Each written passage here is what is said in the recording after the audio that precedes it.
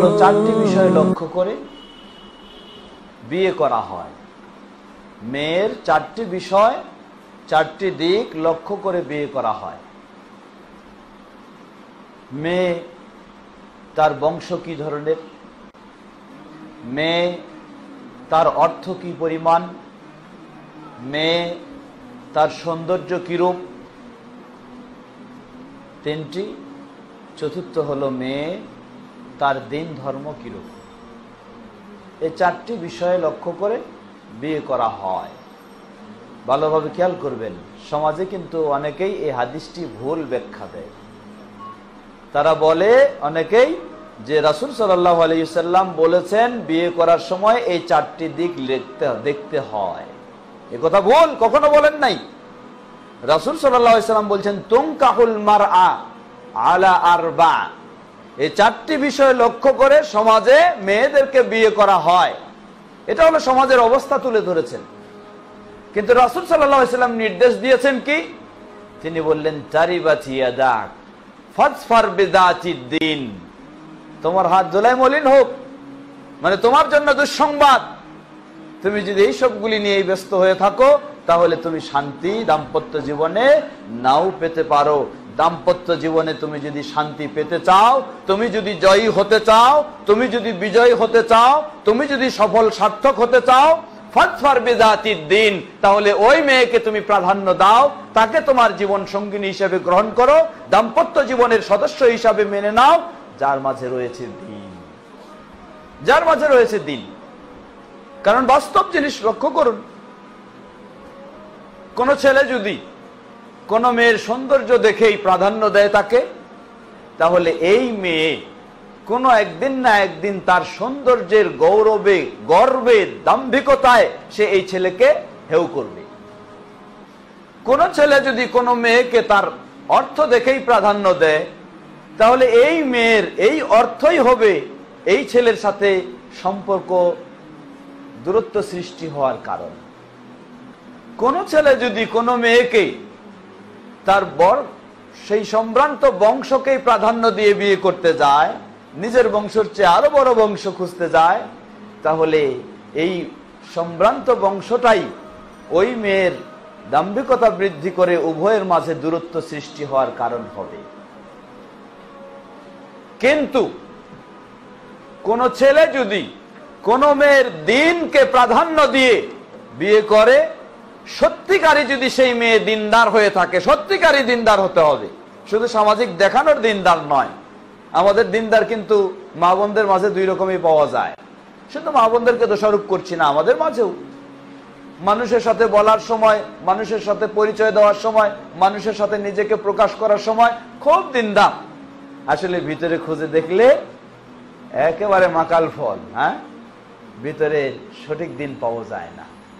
তো কোন মেয়ে যদি এইরকম নয়, বাস্তবে সে সত্যিকারী দিনদার হয়ে থাকে, তাহলে অবশ্যই সে আপনার সুখীময় শান্তিময় দাম্পত্য জীবন গড়ায় অবশ্যই সে আপনাকে বড় ভূমিকা দিবে। কারণ কি?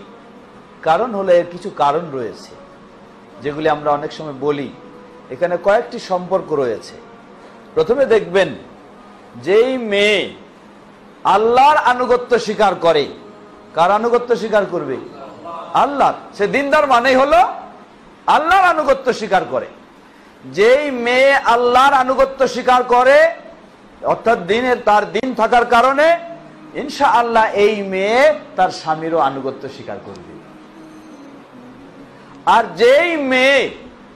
যেই স্ত্রী তার স্বামীর আনুগত্য স্বীকার করে, এই স্ত্রীর সন্তানেরাও বাবা মায়ের আনুগত্য স্বীকার করবে। এটি পরীক্ষা করে দেখবেন। আর যেই মেয়ে দেখবেন আল্লাহর আনুগত্য স্বীকার করে না, মানে আল্লাহকে মানে না, আল্লাহর দিনকে মানে না, তাহলে এই মেয়ে তার মাঝে যত কিছুই ভালো গুণ থাকুক না কেন, সে কোনো না কোনো দিক থেকে স্বামীর সাথে দুর্ব্যবহার করবেই, কোনো না কোনো দিক থেকে তার মাঝে ত্রুটি বের হয়ে আসবেই। আর যেই মেয়ে আল্লাহর প্রতি তার পূর্ণ আনুগত্য না থাকার কারণে স্বামীর প্রতি তার আনুগত্য আসবে না, সেই মেয়ের সন্তানেরা বাবা মারও আনুগত্য থাকবে না, বাবা মারও আনুগত্যশীল হবে না। সুতরাং এই নিয়মটি বা এই কথাটি আমাদের সকলের মনে রাখা দরকার। অতএব আমি যদি সুন্দর দাম্পত্য জীবনের আশা করি, আমার কর্তব্য হবে আমার দাম্পত্য জীবনের দ্বিতীয় সদস্যকে আমি বেছে নিব, দিনকে প্রাধান্য দিব। আর দিনের সাথে যদি অন্য দিকগুলি এসে যায়, আলহামদুলিল্লাহ, আরো ভালো, কোনো অসুবিধা নেই। 1 নম্বর টার্গেট থাকবে আপনার দিন। যখন দিন আপনার রয়েছে, এর সাথে যদি অর্থ থাকে আলহামদুলিল্লাহ, অসুবিধা নেই। দিন এর সাথে যদি সৌন্দর্য থাকে আলহামদুলিল্লাহ, অসুবিধা নেই। দিন এর সাথে যদি বংশ ভালো থাকে আলহামদুলিল্লাহ, অসুবিধা নেই। কিন্তু দিন যদি কম থাকে আর অন্যগুলি যদি সব বেশি থাকে, তাহলে সেখানে শান্তির আশা করা যায় না।